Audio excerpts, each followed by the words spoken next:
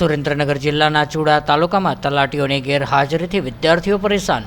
ધોરણ 10 અને 12નું બોર્ડનું પરિણામ જાહેર કરવામાં આવ્યું હતું, ત્યારે વિદ્યાર્થીઓને હાલમાં ધોરણ 10 અને 12માં તેમજ ઉચ્ચ અભ્યાસક્રમ માટે એડમિશન મેળવવા માટે આવક તેમજ જાતિના દાખલા તેમજ નોન ક્રિમિલિયર જન્મના પ્રમાણપત્રોની જરૂરિયાત હોય છે। ત્યારે ચુડા તાલુકાના અનેક ગામડાઓમાં તલાટીઓની સતત ગેરહાજરીથી વિદ્યાર્થીઓ મહા મુશ્કેલીમાં મુકાયા છે। ત્યારે તલાટી કમ મંત્રીઓ માત્ર 1-2 કલાક જ ગ્રામ્ય કક્ષાએ હાજર રહેતા હોય તેવી અનેક ફરિયાદો ઉઠવા પામી હતી, પરંતુ પરિણામ શૂન્ય આવ્યું છે। તેમજ જન્મના કોરા દાખલાઓની સ્ટેશનરી મિસમેનેજમેન્ટને કારણે અછત જોવા મળી રહી છે। ત્યારે હાલ તો વિદ્યાર્થીઓ તેમજ વાલીઓ ચુડા તેમજ આજુબાજુના ગ્રામ્ય વિસ્તારોમાં ધર્મના ધક્કા ખાઈને પરેશાન થઈ રહ્યા છે। ત્યારે આ અંગે ચુડા ટીડીઓને રજૂઆત કરતા 8 થી 10 દિવસ સુધી જન્મ મરણના કોરા પ્રમાણપત્ર ઉપલબ્ધ કરાવવા માટે પણ જણાવાયું છે। ત્યારે વિદ્યાર્થીઓને એડમિશન મેળવવા માટે સહેલાઈથી જરૂર પડતા પ્રમાણપત્રો ગ્રામ્ય કક્ષાએ તેમજ તાલુકા કક્ષાએ મળી રહે તે માટે તલાટી કમ મંત્રીઓ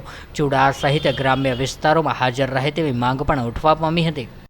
આજરોજ મળતી માહિતી મુજબ ચુડા તાલુકામાં એટલે કે સમગ્ર ગુજરાતમાં 1 થી 12નું પરિણામ આવી ચૂક્યું છે। ત્યારે ચુડા તાલુકાના તમામ વિદ્યાર્થીઓને જન્મનું પ્રમાણપત્ર અને અનેક દાખલાની જરૂરિયાત હોવાથી જે ગ્રામ પંચાયતે દાખલા કઢાવવા જાય છે, ત્યારે ચુડા તાલુકાના ગ્રામ પંચાયતમાં તલાટી કમ મંત્રીઓની પાંખી હાજરી હોવાના કારણે આ દાખલા કાઢવા માટે ખૂબ મોટી મુશ્કેલીઓનો સામનો કરવો પડે છે। ત્યારે વાલીગણે ટીડીઓ શ્રીને રજૂઆત કરવામાં આવી, ત્યારે તાલુકા પંચાયત કચેરી તરફથી જાણવા મળેલ છે કે આ જન્મનું પ્રમાણપત્ર હજી 8 દિવસ સુધી ઉપલબ્ધ થઈ શકે તેમ નથી।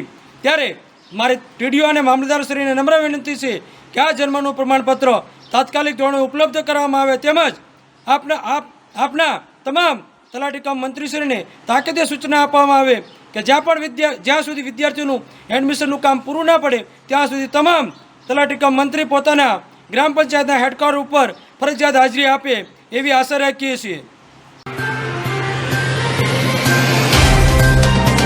तो व्हाट्सएप, ट्विटर, फेसबुक, इंस्टा जहाँ भी आपका अकाउंट है, इसे शेयर बटन के द्वारा वहाँ पर शेयर करें।